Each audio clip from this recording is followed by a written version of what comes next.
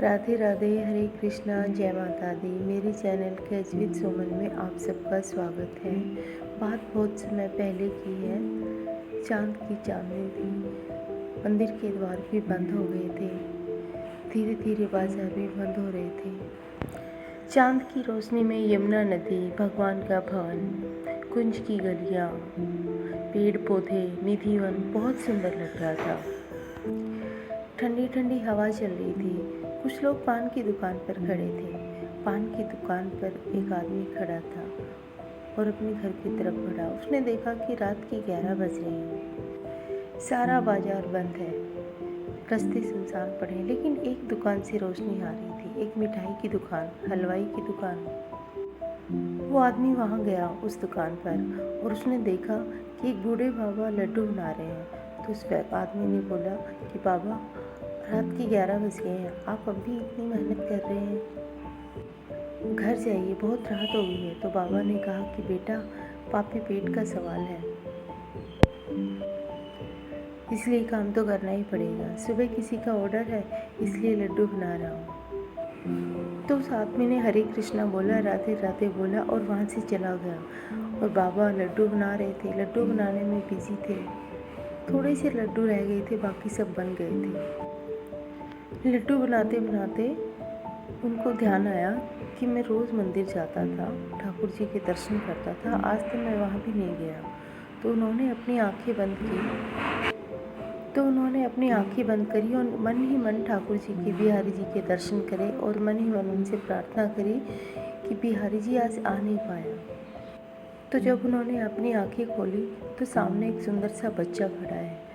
बहुत ज़्यादा तेज है उसके चेहरे पर, सांवला सा रंग है, बहुत सुंदर है। बाबा उसे देखकर हैरान हो गए कि ये बच्चा इतनी रात को कहाँ से आया। तो बच्चा बोला कि बाबा, बहुत भूख लगी है, कुछ खाने को दे दो, खाने को ये लड्डू दे दो। बाबा उसे देखते ही जा रहे थे। तो बच्चा बोला कि बाबा, ये कंगन ले लो, मेरे पास ये कंगन है, आप ये ले लो और मुझे लड्डू दे दो। तो पापा बोले कि बेटा, तुझे भूख लगी है तो लड्डू खा ले, मुझे कंगन नहीं चाहिए। तुझे और भी मेरी दुकान से कुछ खाना है तो ले ले और खा ले, ले ले बेटा।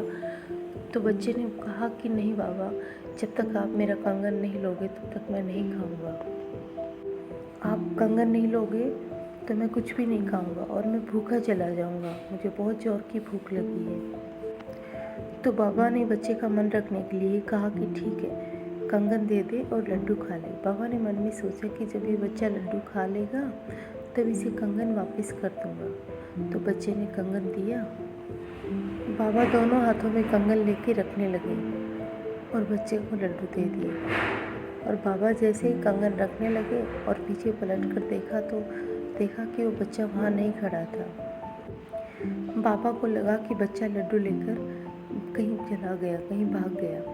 और बाबा ने अपना काम ख़त्म किया, दुकान बढ़ाई और अपने घर चले गए। बस एक ही बात सोच रहे थे बाबा कि बच्चा बहुत सुंदर था और संस्कार कितने नेक थे कि बस एक ही बात बोल रहा था कि खाना है लेकिन कंगन ले लो तभी खाऊंगा। बड़े अमीर घर का लग रहा था, लेकिन अमीर घर का था तो इतनी रात को सुनसान जगह पे क्या कर रहा था बच्चा? कहीं अपने माँ बाप से नाराज़ तो नहीं था? माँ बाप को ध्यान रखना चाहिए। यही बात सोचते सोचते अपने घर पहुँचे, बिस्तर पर लेट गए, लेकिन बार बार वो खूब सुंदर सी छवि उस बच्चे की नज़र आ रही थी। मन कर रहा था कि उसे दोबारा देख लो। तो बाबा ने सोचा कि ठीक है, जब अपने घर पहुँचेगा और कंगन नहीं मिलेगा, क्योंकि कंगन सोने का था, तो उसके माँ बाप पूछेंगे कि कंगन कहाँ है, तो बच्चा बताएगा कि ऐसे ऐसे मैं कंगन वहाँ देकर आया हूँ। तो माता पिता अपने बच्चे को सुबह दुकान पर लाएंगे तो सुबह उसको देख लूँगा। यही बात सोचते सोचते बाबा सो गए। सुबह उठे, अपने काम काज में लगे, लेकिन दिमाग में बस वही बातें चल रही थी कि बच्चा आएगा, उसको कंगन लौटाऊंगा और उस सुंदर से बच्चे को देखूंगा।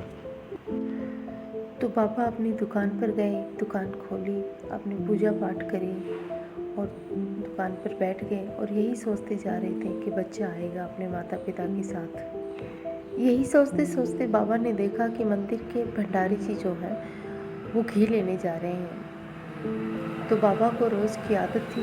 तो बाबा ने कहा कि जय हो बिहारी जी, कैसे हो भंडारी जी। तो भंडारी जी ने जवाब दिया, जय हो बिहारी जी की। तो भंडारी जी ने बताया कि ठीक हूँ बाबा। तो बाबा को लगा कि भंडारी जी उदास हैं। तो पापा बोले कि क्या हुआ भंडारी जी, बड़े उदास लग रहे हैं, ऐसे तो कभी नहीं दिखते आप।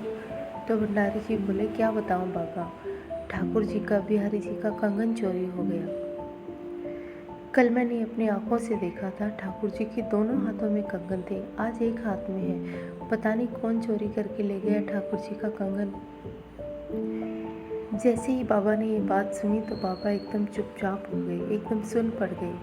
तो भंडारी जी ने देखा कि ये क्या हो गया बाबा को, बाबा एकदम चुपचाप क्यों हो गए, इनके शरीर एकदम काँप क्यों रहा है, एकदम चुपचाप क्यों हो गए। बाबा समझ चुके थे कि ठाकुर जी आए थे, ठाकुर जी अपने दर्शन देकर गए हैं मुझे आधी रात्रि में, इसलिए बाबा एकदम चुपचाप हैरान हो गए। बाबा कुछ बोल ही नहीं पा रहे थे। तो भंडारी जी ने बोला, क्या हुआ बाबा।